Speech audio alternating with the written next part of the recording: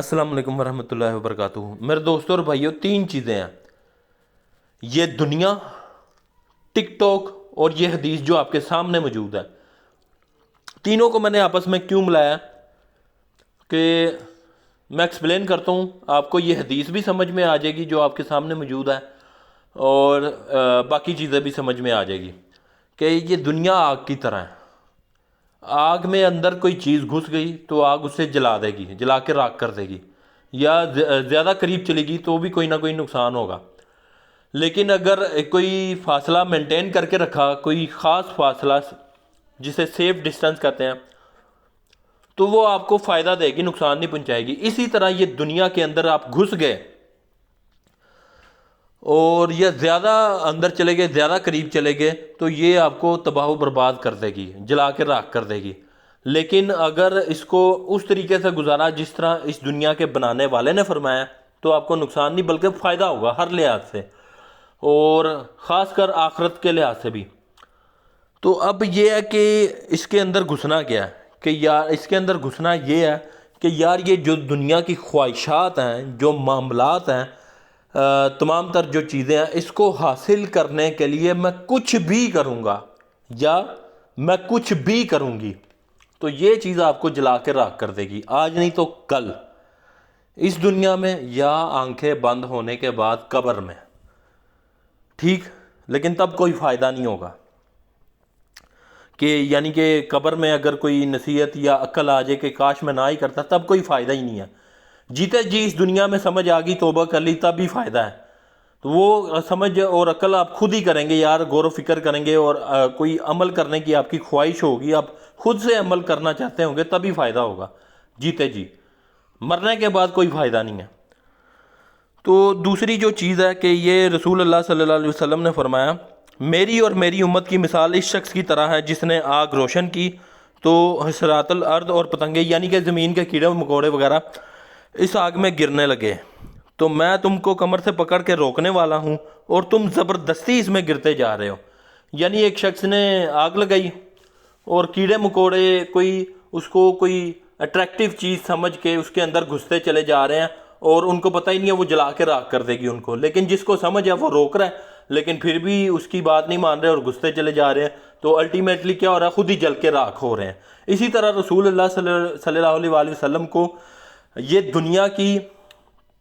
زندگی کی حقیقت زیادہ معلوم ہے، ٹھیک ہے؟ اللہ سبحانہ وتعالیٰ نے بتایا اور سمجھایا، اور اللہ تعالیٰ نے اسی لیے بتایا، سمجھایا اور بھیجا تاکہ وہ دوسرے لوگوں کو آگاہ کر سکیں کہ یہ دنیا کیا ہے، اس کی حقیقت کیا ہے، اور تمام تر چیزیں، معاملات کس طرح سے لے کے چلنے ہیں۔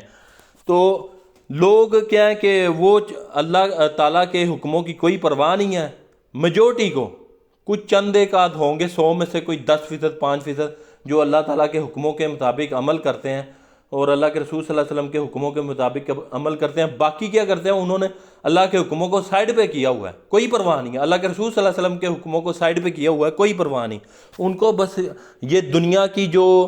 چیز ہے، کوئی خوبصورتی ہے، وہ نظر آ رہی ہے کہ یار یہ جو دنیا کی اٹریکٹیونیس ہے، وہ تمام تر چیزیں، معاملات ہیں، اس کو حاصل کرنے کے لیے ہم کچھ بھی کریں گے، تو کوئی پرواہ نہیں، یعنی کہ اللہ اور اس کے رسول صلی اللہ علیہ وسلم کے حکم نظر ہی نہیں آ رہے، ٹھیک؟ اندھے بنے ہوئے ہیں دماغی طور پہ، ہر لحاظ سے نظر ہی نہیں آ رہے وہ،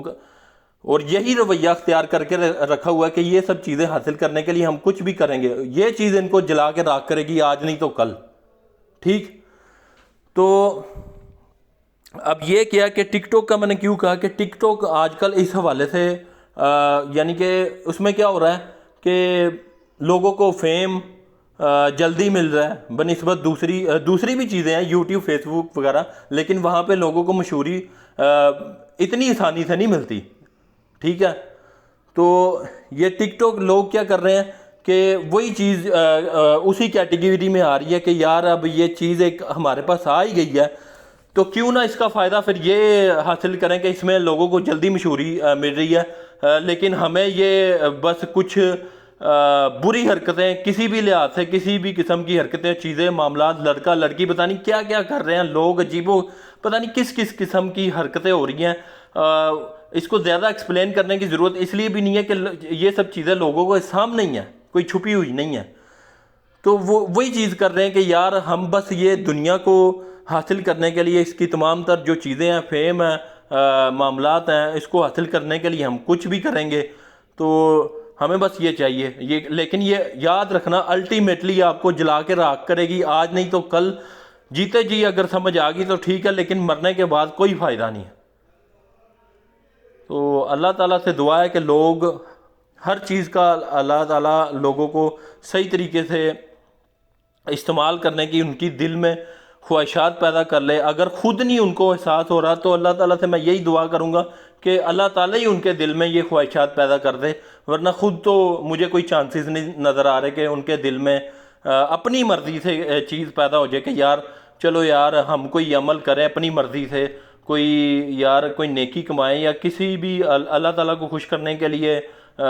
جو اپنے ہاتھ ہیں، جو پیر ہیں، جو اپنا اس نے ہمیں جسم دیا ہے، وہ سب چیزیں جو اس نے ہمیں سہولیات دی ہیں ٹیکنالوجی کی صورت میں، موبائل کی صورت میں، سوشل میڈیا کی صورت میں، کسی بھی صورت میں اس نے سہولیات دی ہیں تو اس کو پھر اسی کے مطابق استعمال کریں۔ تو یہی بس دعا ہے، اللہ تعالیٰ ایسی اگر لوگوں میں خود اپنی مرضی سے کوئی خواہش اس قسم کی نہیں جاگ رہی تو اللہ تعالیٰ خود ہی موجزانہ طور پہ یہ خواہشات جگا دے اور لوگوں کو اپنے اور اپنے رسول صلی اللہ علیہ وسلم کے مطابق عمل کرنے کی توفیق عطا فرمائے۔ آمین۔